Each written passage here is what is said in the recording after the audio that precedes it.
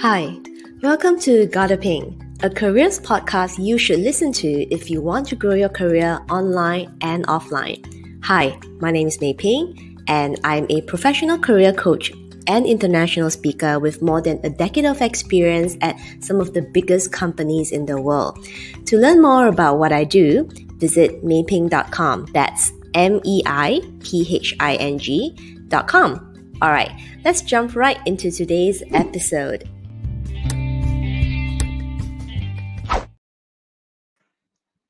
Hi, hello everybody, and welcome back to another episode of my Gotta Ping podcast, a podcast that you should listen to if you want to grow your career in the corporate world. So today I want to talk about a topic that is really close to my heart, and that is how to gain respect as a young leader. So whether you are a young leader or a young professional, basically somebody who is really ambitious and want to reach the next level in your career, at some point you will become a leader or a manager in your capacity as a trustworthy professional, or maybe in positions where you will be leading other people. So, the impact of age in corporate is something that I talk about a lot because I do have firsthand experience in that. For those of you who may not have been that aware of my career story, I graduated really young, at 20 years old, as a chartered accountant. I pretty much started working at 20 years old, and I quickly moved up the corporate ladder quite quickly. And I became a manager and gradually a director and senior director. And I would say that at the peak of my career, I was leading teams in 43 countries, working from junior all the way to director level. I was also working with a lot of CEOs, and all these sound great and happy. But there was one thing that came up a lot in my career, um, and that was the age-old question of oh, actually, Mei Ping, how old are you? You look really young. So how old are you? And how many years of experience do you have?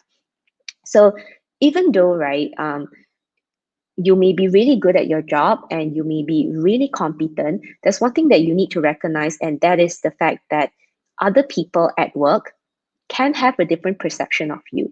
And sometimes, rightfully or wrongfully, in the context of, social or cultural, and depending on different countries, we do give respect to maybe older and more senior people, not just in our society, but in the workplace as well.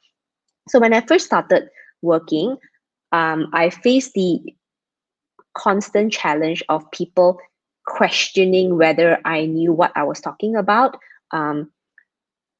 People would automatically label me as maybe inexperienced, maybe lack of maturity, the moment they see my face or the moment they look at the X number of years of experience that I have. But not everybody really had the time, or rather took the time to really deep dive into the achievements that I had. So the point I'm really trying to make here is that people can have judgments of you, and sometimes it's unintentional. It could be unintentionally biased because that was just the way that they are brought up, or it's just the way that the society or cultural elements, right, just happens. So even though, right, as a young professional, right, maybe you're a fresh graduate or somebody who is a bit early on in your career journey, or maybe somebody who is really ambitious and have moved up the corporate ladder very quickly, I'm sure some of these things that I've just shared with you, you may have experienced it at some point in your career also. And yes, I can understand that it can be really frustrating having to feel like, you need to justify why you deserve the spot at the table, and that sometimes is really uncomfortable, unfortunately. But I think what I want to suggest here is, how can you rise above that and actually take some tangible actions to actively gain respect? While it might be easier to complain, it's not a viable long-term strategy. So the question I want to really ask you all is, what are you doing to gain respect? What are you doing to gain respect? So let me share with you some of the things that I have personally done to gain respect as a young leader. And at some point, I also had team members who worked for me, and they were also older than me. At one point, I had a team member who was in her mid 40s, and at the time, I was only a 30-year-old senior director. So position wise, I was more senior, but age wise, I was younger. So probably three key tips that I can share with you all. Number one, if you want to be respected and to be taken seriously, you need to make sure that you know your stuff. So the first step is really to make sure that you gain as much industry knowledge as possible in the areas that you're working in. So what industry are you currently working in right now? Do you have gaps in the industry in terms of the industry knowledge and the industry know-how? Because this will be one of the methods where you can overcome the years of experience by really pretty much doing a crash course to learn as much about the industry and maybe the frameworks and maybe the best practices as well. So put in the effort to make sure that you upskill yourself from an industry and knowledge standpoint. Step number two that you can do is to make sure that you are actively conducting a self-reflection and self-assessment process on how you are presenting yourself as a trustworthy professional and as well as a strong young leader. So this is really down to skill set, because sometimes what I notice is that when a younger person is promoted to a manager, sometimes, right, you tend to feel very lost. And when you feel very lost, there's a lot of anxiety, there's a lot of overwhelm, and sometimes you don't even know where to start. So step two, what I would recommend to you is to start by understanding yourself, understanding your personality, and potentially what kind of skills gap that you may have, right? Because by identifying the skills gap, it will allow you to better focus on the specific learning and upskilling that you need to be able to be more effective in your job.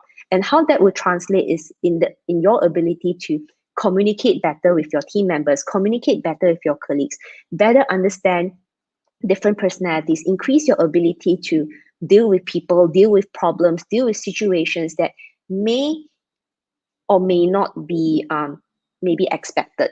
So step two is really about the inner self reflection and assessment process, because without that, you may continue to be unfocused, and that is an added pressure as a young manager. So again, if you want to gain respect as a young manager, you need to make sure that you know what your strengths are, actively polish them up, and for the things that you're not so good at, then what are you doing to upskill so that it will not be a liability for you down the road? And actually, that gives you a lot of brownie points with your colleagues who may be older than you as well.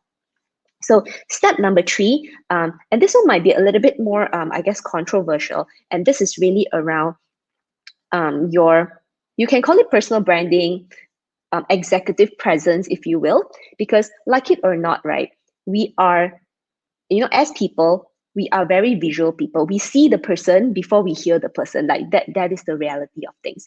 And one of the most frustrating things I consistently encountered in the corporate world was the fact that when people finally meet me in person, one of the things that they always say is, "Oh, are you Mei Ping? But you look really young. We didn't expect that you are Mei Ping because you used to give us a lot of like advice and guidance, and you are so knowledgeable on email and on the phone, but we didn't know that, oh, you're only this young." So it may sound harmless, but I think there is a certain connotation beneath that message. And I've heard it so many times that I can actually conclude that, oh, this is the general perception that I may be seen as slightly less competent just because I look really young, because these problems never happen until they have met me in person, which is like, not exactly the best thing ever. But like I said at the start, people do make certain judgments, whether rightly or wrongly, and that sometimes can also lead to certain discrimination.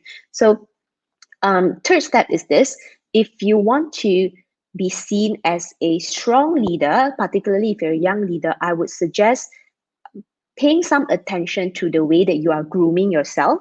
I know it sounds really simple, but I really recommend that you pay a bit of attention to the way that you present yourself, maybe the way that you talk, the way that you dress, the way that your body language is, to make sure that it comes across as somebody who, what a manager would look like, if you will. So I can give you a quick idea. So when I became a manager and I was managing a very big multi-million-dollar portfolio, one of the things that I actively worked on was to make sure that I spoke a lot clearer, a lot slower, and making sure that even the way I dressed, right, I also made an effort to make sure that I don't dress like a kid, because if I don't want to be seen as a kid, then I should stop dressing up like a kid.